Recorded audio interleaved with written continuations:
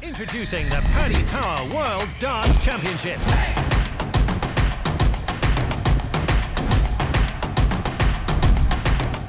Welcome back to Online Darts, everyone. We are here at Alexandra Palace, and as promised, Mace has joined us. Mace, by the time this goes out, it'll either be Christmas Eve or Boxing Day. Okay. But we're here, we're in the mix of it. How are you powering up, first of all? Well, as you know, I'm working 3 jobs here. So a good 8 hours on the radio, doing the hospitality for the pitchside experience, which is lovely, and then working for Paddy Power in the fans' village, giving a few quid away to the dart fans, mainly German ones. Look, this tournament, it went to 128 and people were sceptical, but it's thrown up talking points and stories, that is for certain. Yeah, I thought it would just dilute it a little bit too much, but no, it's been fabulous. Fabulous for the viewer and the fans. Hard work for us lot who sort of work behind the scenes or in front of the camera, because it's been tough. It's been a long slog. Everyone's going down with the lurgy. I'm not from Birmingham, but yeah, it's brilliant. Like I say, some fabulous stories. The Asian tour have really stepped up. Sacco was sensational. He was. What a character he was. Yeah, he was entertaining, and then it was interesting the time that Harrison is probably the worst kind of player for him to play against. Just ice cold. Yeah, he is like an assassin. So, but yeah, he lit the place up for a couple of days, didn't he? David Munya from Kenya as well. That was a real talking point. The president of Kenya then tweeting as well that this expansion is getting global recognition, which is what we want for the sport. Yeah, and we're creating, and it sounds maybe a bit over the top, but generational wealth, isn't it? We worked out that 25,000 combined with 4 houses or something, or whatever it was, yeah. Yeah, or a nice big detached house. So, yeah, it's brilliant for him, brilliant for his family, and brilliant for darts, and brilliant for African darts. You know, I know Devin Peterson's put so much work into it to try and create opportunities for African players, and now they've got something to try and emulate. I suppose the talking points, let's try and do them in some kind of chronological order. Let's do Dom Taylor first. The biggest idiot that's ever played darts. Once is a mistake. Yeah, but twice. Listen, I've sort of avoided sort of chipping in online. It was funny actually. So I was having a chat with I was having a chat with Matt Porter, and he sort of said to me, "You know, you've got a bit of a responsibility now, mate." And I was like, "Well, what do you mean?" Well, more and more kids are watching the content that we produce, and more kids are watching the darts on TV. And I was like, and I never really thought about it in that way ever. You know me, I'm as candid and as honest as you can be, and probably sometimes a little bit too honest. And my concerns for Dom Taylor, not what he has done wrong. And I think with that, on the back of what happened with Cameron, an absolute mental breakdown, I think we've got a duty of care. I think we've got to be very, very careful how we all respond. As you know, I've had horrific mental health issues throughout my whole life. Unfortunately, mine I was born with, not something that's been created through drama. And I'm genuinely worried for both, because if you get caught, listen, I'm in no position to criticise people's decisions. I've made some really bad ones in my life, but does he have a problem? Well, I was about to say that once you can put it down the thing, but two, is there a concern that he's addicted? Possibly, yeah. We can only speculate because we've only got the information to go on, but my worry is, listen, loads of people make silly mistakes and bad choices. But like I say, when you get caught twice, that sort of, I mean, you got to think, if you get busted once, right? If you got caught for drink driving, there's a marker on your car, and they'll stop you and breathalyse you. He's got caught by the testers. There's a red flag there, and the first opportunity they get to test him, almost 12 months to the day, he pisses out again. And I'm gutted for him. I'm gutted for his family. He's a lovely kid, got a lovely family.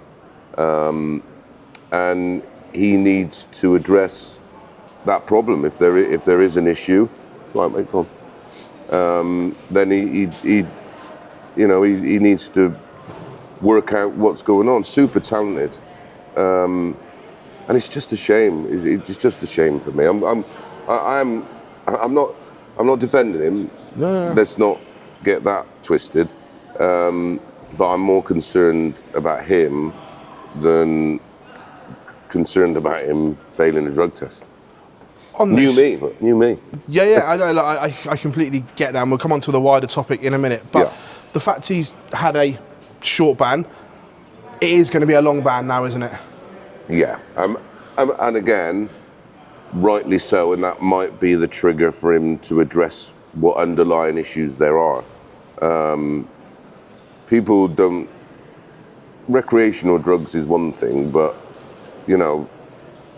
there's obviously an underlying problem, and he was prepared to gamble that he wasn't going to get caught. Now, that's not normal behaviour, is it? Not when you're playing. We're playing for £1 million, right? Back in my day, I behaved like an absolute whopper, but it wasn't.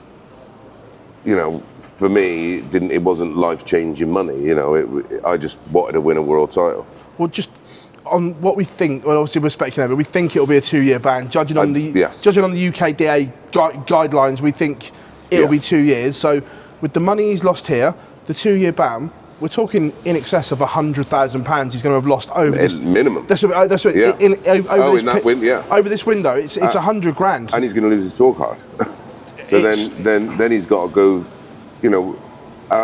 What people may not know is a lot of these governing bodies now fall under the auspices of the DRA. So he's going to be banned from Modus. He's going to be banned from the ADC. Some of the WDF stuff. Some of the WF stuff. So he literally got nowhere to go now. If he does come, and the issue he's got now is who's gonna. Well, sponsors aren't going to want to touch him, are they? No. He got away with it once, which, listen, everybody deserves a pass. No one's perfect. Everybody makes mistakes.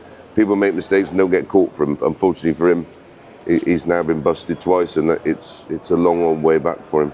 You touched on Cameron Menzies, and there's a lot been made of it online. A lot of unjust as well. Sickening. First and foremost, has to be the priority and the wellness of Cammy, because that just wasn't frustration. That, for me, watching it, and I know you can explain more, that was a mental breakdown live on TV. Self-sabotage, mate.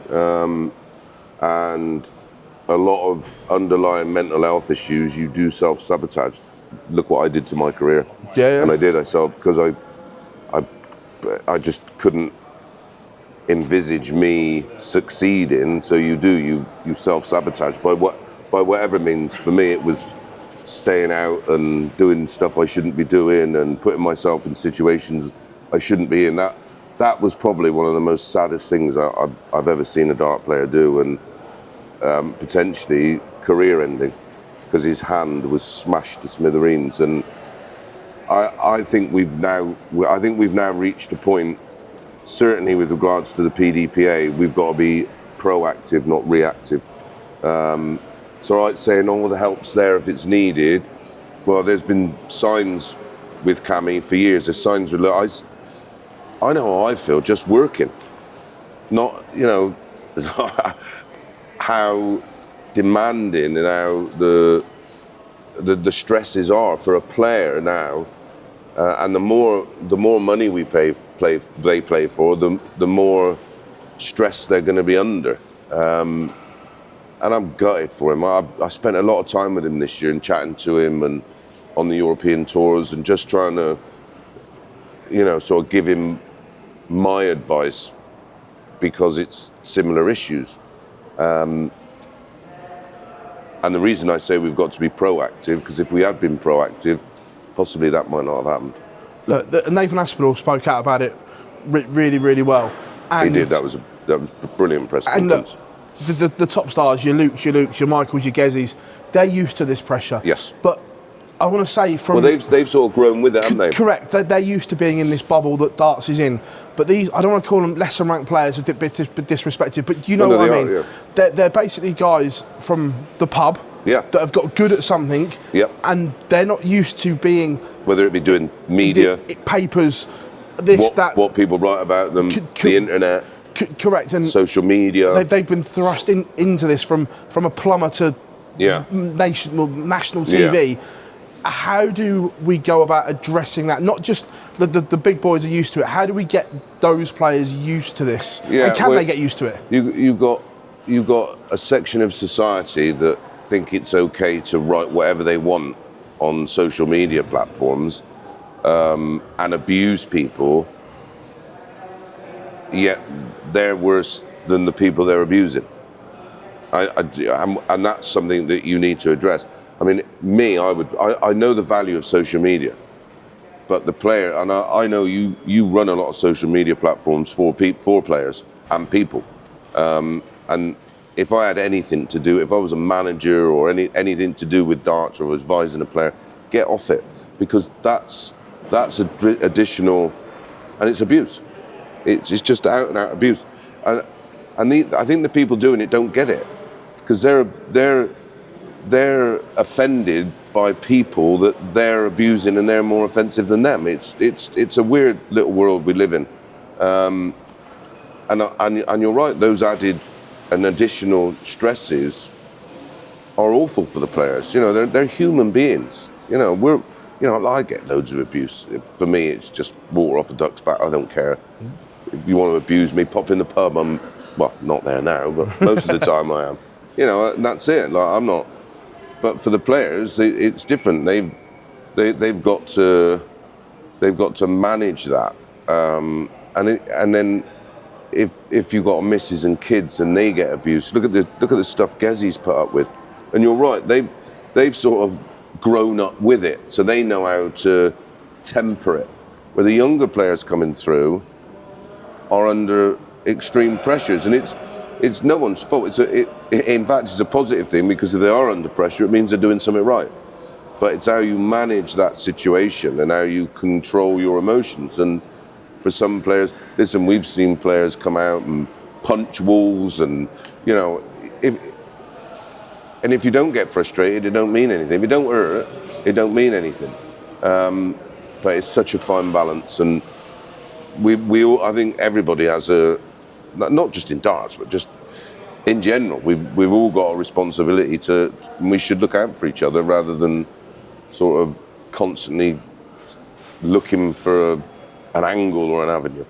With both, obviously, because they're quite similar in respects, not how we saw it, but there's obviously both need help, but there will also be punishment for both as well. And is it important that the world sees both as well? That one, that you can't do this, there are consequences, but two, we are also going to help you as well. Yeah, like the punishment should fit the crime. No, but you know, the only people they've hurt is themselves. And I understand the PDC. Listen, you look at all these great stories we've had.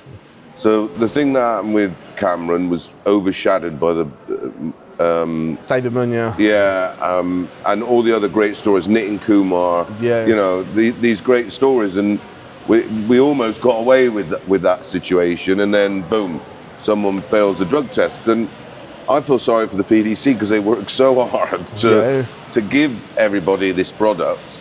Yes, they make money out of it. If anybody goes that, but so they should. They're a business. You know, and I said to a few of the lads, I said, I know it's not my fault, but I'm so sorry for, like, because it's a bad look. There's a lot of investment. You've got the sponsors who are, you know, they look at it and go, and again, that's a huge responsibility for the players, because it's their product, their brand. They've been given this platform, but we also created it. You know, all of us back in the day in the early 90s that Sky made us do ridiculous things for a bit of fun. That was sort of that was the platform to what we've got now, and we have to protect it, and it's not going to overshadow this tournament, because it's been incredible, and we're not even halfway through, and there's going to be more great stories. It's just It's just sad. It's sad for the players and their family. Barney, huge question marks around him. Now, greats don't like losing. Watching him, just you because you've been up there, you'll know. Yeah. One is the time now, right? Because there was no fight. He looked happy to lose. Do you know what I mean? There was no. I expect sportsmen to be, especially with that manner of defeat as well. If you lose a tight one, you can understand that. Great game. I've lost but he got battered, and he was almost happy to walk off that stage. Do you know what I mean? Is it time? Listen, I've bashed him over the years. He's a generational great, right? And again, why I don't know why he's bothering, because like you say, it doesn't seem to bother him. And he's been such a huge part of the growth of this sport, and I don't want him to damage his legacy. You know, it's like when you see a great fighter who's washed and like just hanging around and getting beat by guys that wouldn't lace his boots. That's what's happening with Barney, and he needs to make a decision. And he looks so sad when he plays. And he used to play with such passion and such guts. And let's go back to that 2007 World Final. That's one of the most gutsiest performances you'll ever see from any dart player ever.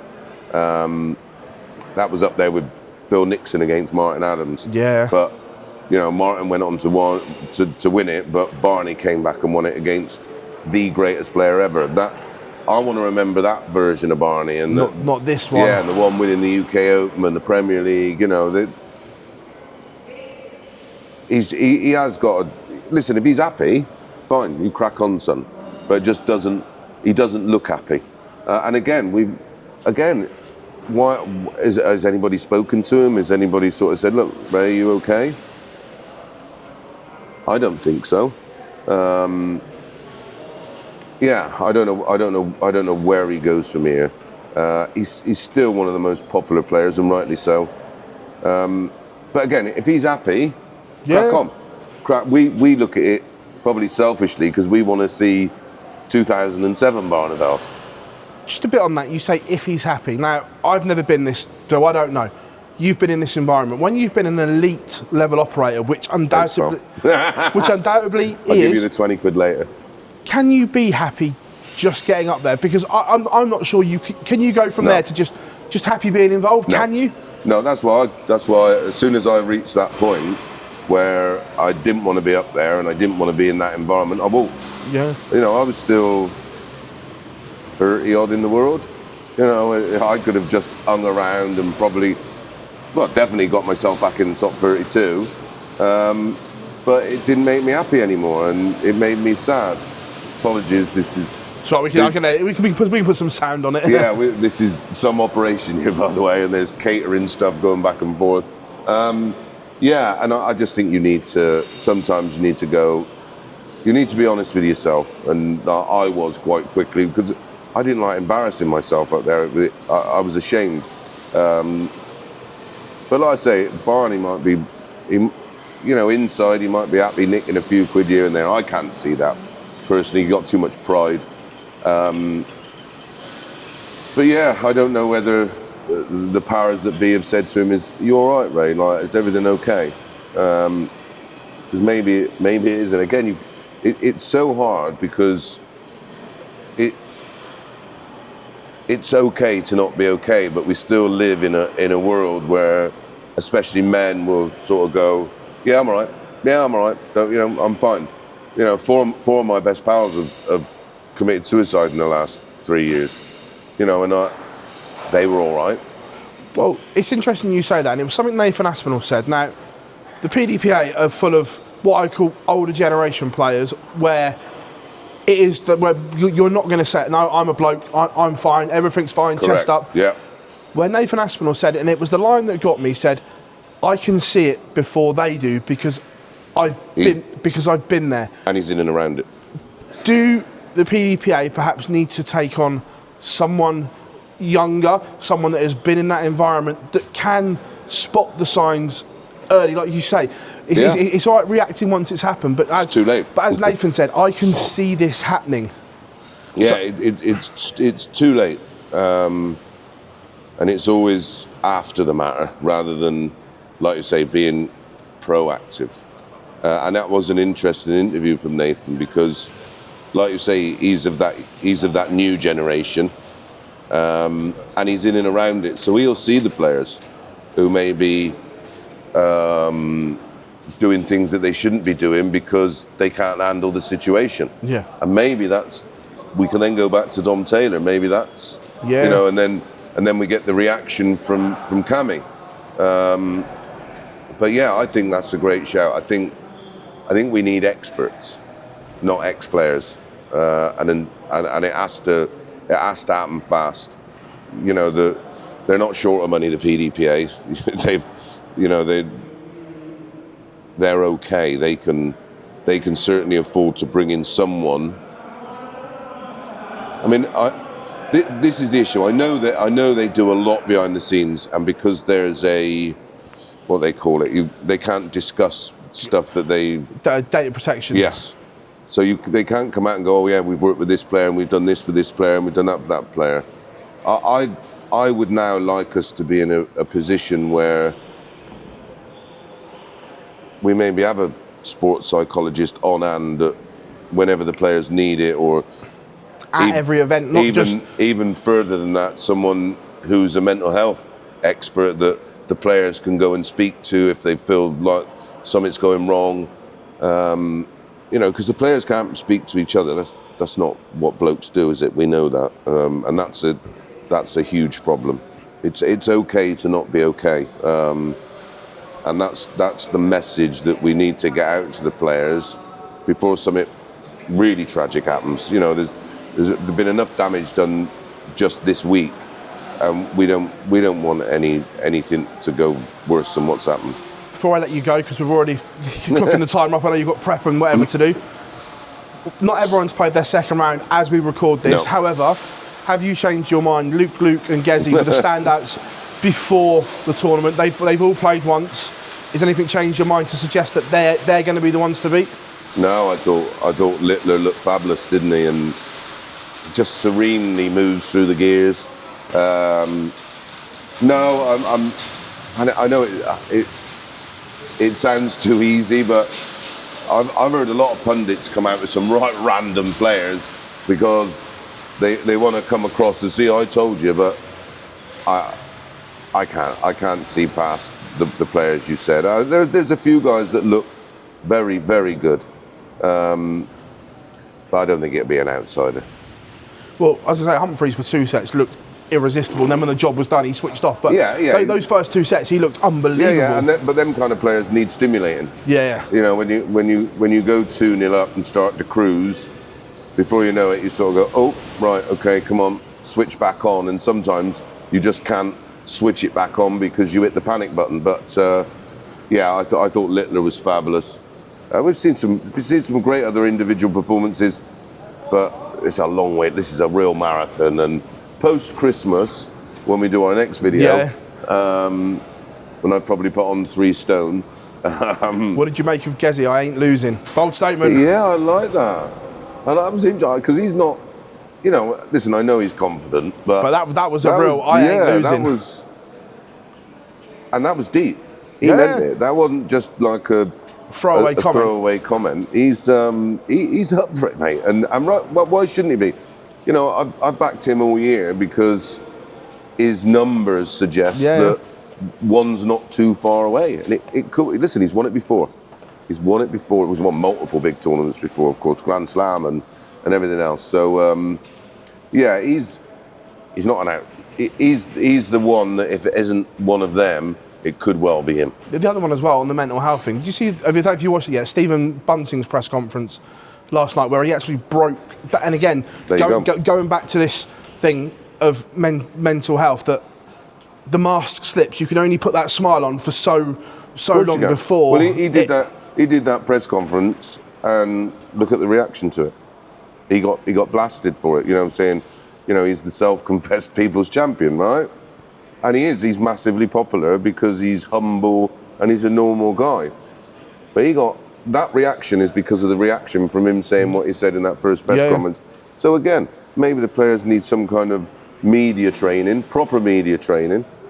And I know what will be said. Oh yeah, we offer all this and that. Don't offer it. Do it and go, right lads, we're having a media training day the night before the Pro Tours. Vast majority of the players will be there anyway because they would travel.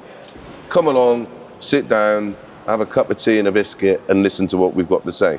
Rather than go, oh well, you know, if you want some help in that area, we can do it. And again, the PDPA do some fabulous stuff, but I think now we've got to press the button on them and say, come on, let's step up, because again, that was a breakdown. Yeah, and that was a tough watch. Yeah, a tough watch. And I don't know how long it lasted, because obviously you were in there, I wasn't. I think I was on air.